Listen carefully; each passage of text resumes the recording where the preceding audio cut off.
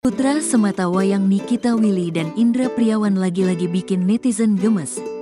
Putra dari pasangan Nikita Willy dan Indra Priawan lagi-lagi berhasil mencuri perhatian publik.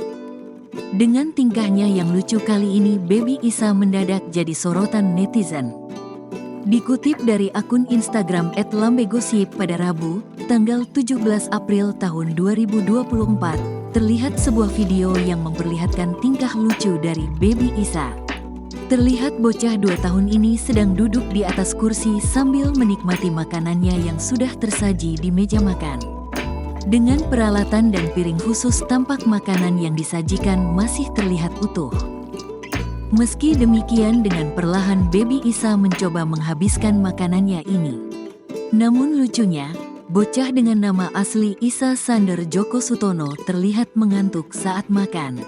Meski terlihat sangat mengantuk, tangan dan mulut Baby Isa tampak masih aktif. Tangannya masih membawa dan terus mencari makanan yang bisa mengenyangkan perutnya.